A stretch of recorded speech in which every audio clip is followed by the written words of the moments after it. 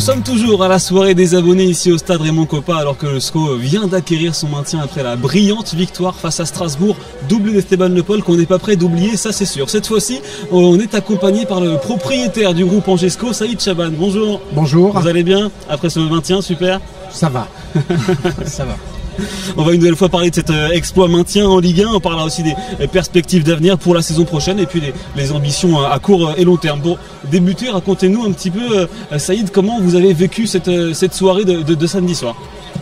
Écoutez, j'étais soulagé, mais pas heureux. Hein, plus pas heureux pour moi, plus pour les joueurs, le staff et surtout notre public. Hein, un moment de communion qui a été exceptionnel. Et pour moi, ce qu'on a réussi à accomplir cette saison avec le SCO, c'est plus qu'un maintien en Ligue 1. C'est plus qu'un maintien, c'est une véritable victoire d'abord humaine, une preuve de courage durant toute la saison, de ténacité et d'amour de ce club. Les joueurs ont réalisé des choses, ont fait des sacrifices dans l'intérêt du club. Et ça, il faut le souligner, c'est rare. Ce que je peux dire, ce club a été porté à bout de bras par tout le monde. Encore plus moi depuis 15 ans. Tout ça pour... on va pas se mentir, c'est une saison pour moi qui a été la plus dure depuis 15 ans. À tous les niveaux. Hein. Les embûches étaient nombreuses. Les moments de doute aussi. Il y a eu des critiques, beaucoup de critiques. Hein. Beaucoup ne croyaient pas en nous. Des regards négatifs.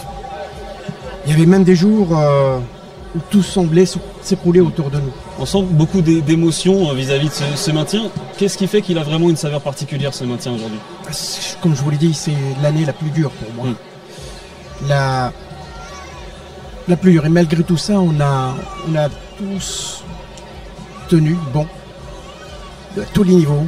Joueurs, staff, administratif, organes de direction. On n'a jamais abandonné. Et on a gardé la tête haute, parfois seul. Hein, mais c'est dans ces moments-là qu'on essaie de tenir debout face à tout le monde. Mais on est resté solidaires entre nous. Et la seule idée qui nous a guidés cette année, à tous les niveaux, c'est de sauver le club. Parce que la saison n'a pas été facile, à la fois par les moyens qu'on aurait dû avoir, qu'on n'a pas eu, et puis par les vents contraires qu'on avait en face de nous durant les différentes périodes. Et pour ce qui me concerne,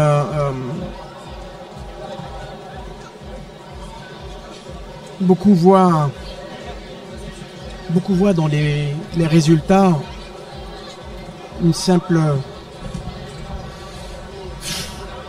simplement le soir du match. Mais c'est plus que ça.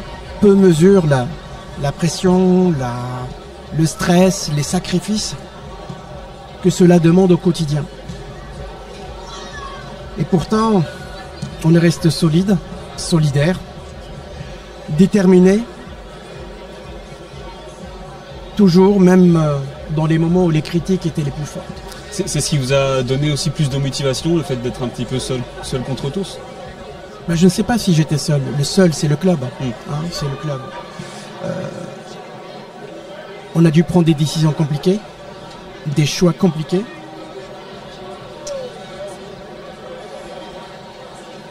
On a porté des coups que d'autres auraient eu du mal à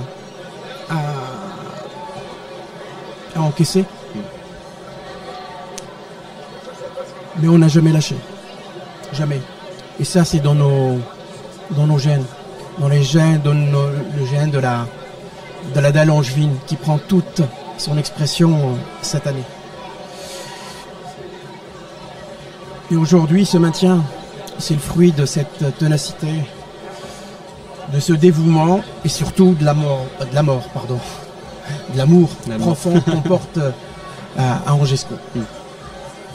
Il y a 2 ans, vous nommiez Alexandre Dujeu à la tête du club. Est-ce que vous pouviez vraisemblablement imaginer qu'il y ait des résultats aussi hauts et aussi rapides? On parle quand même d'une remontée en Ligue 1 directe, un maintien ensuite acquis brillamment avec beaucoup de force. Est-ce qu'à ce moment-là où vous le nommez, vous y croyez vraiment à une pente aussi haute? Il y a d'abord l'année de la descente, la période où Alex a pris en main l'équipe. On a constaté une adhésion des joueurs autour de lui, autour de son projet. Donc pour moi, il était hors de question d'envisager un changement de coach ou de dire il était adjoint et il nous a aidé à monter, mais il n'a pas la carrure pour la Ligue 1. La preuve qu'aujourd'hui le job a été fait et très bien fait, malgré les moyens dont on dispose. Et pour tout vous dire, sur le match de Nantes, quand j'ai vu la liste des joueurs blessés et ce qu'il avait, je lui dis aujourd'hui, il va falloir que tu sois magicien. Et il l'a été. Il l'a été. Ouais, bravo Alex. Donc pour moi, je n'ai jamais été un consommateur de coach, et je l'ai toujours dit, même du temps de Stéphane Moulin, tant qu'on se parle et on s'entend, il n'y a pas de raison de changer, qu'on soit en haut ou en bas. On sait qu'aujourd'hui, en Ligue 1, pour se maintenir, c'est 10 victoires, 6 matchs nuls. Ça veut dire qu'il faut être prêt à perdre pas mal. Donc à tenir fort. Et peut-être même avoir des séries importantes. Et c'est l'état d'esprit avec lequel on part dès le départ.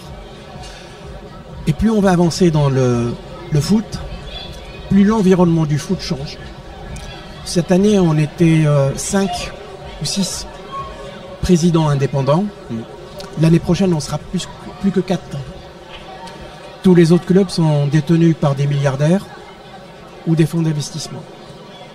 Donc, à nous de trouver la formule qu'on souhaiterait trouver, et ça avec le staff actuel, donc avec Alexandre Dujeu. Parlez-nous justement un petit peu, vous avez parlé de la saison prochaine, vous semblez avoir trouvé de la stabilité sur le banc. Quelles sont les perspectives d'avenir avec évidemment le contexte qu'on connaît au championnat pour la saison prochaine? À quel niveau? Au niveau sportif, comment on fait pour réussir à pérenniser le club en Ligue 1 en restant un des plus petits budgets de Ligue 1? Moi je dirais pas un des plus petits, le plus petit, puisque la saison prochaine, notre budget sera à peu près de 22 ou 24 millions d'euros. Ça sera là notre formule habituelle, de travailler intelligemment. Quand on n'a pas les moyens, on essaie de tout optimiser, de garder une solidarité absolue entre nous, à tous les niveaux, direction, staff et joueurs, et d'essayer d'unir un petit peu, de rassembler toutes nos forces. C'est pas donné à tout le monde, mais quand on est dans la situation où le SCO et d'autres, les 3 ou 4 clubs qu'il y a, on n'a pas d'autre choix que de maximiser nos armes ou d'optimiser nos armes.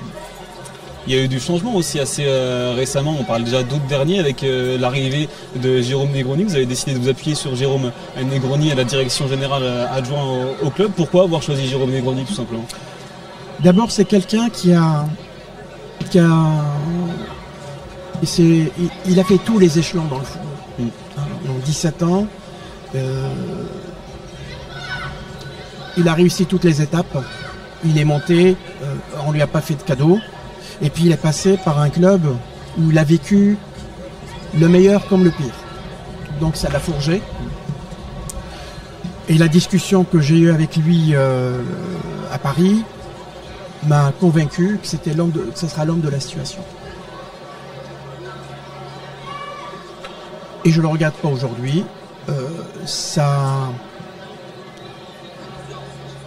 On le voit à travers les résultats de son travail. Il y a certains qui sont visibles, d'autres qui sont pas visibles.